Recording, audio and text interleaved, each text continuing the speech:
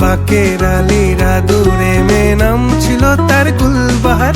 লাল বাজারে গলির মোড়ে পান দোকানের খরিদ্দার, বাকের আলীরা দূরে মেয়ে নাম ছিল তার গুলবাহার।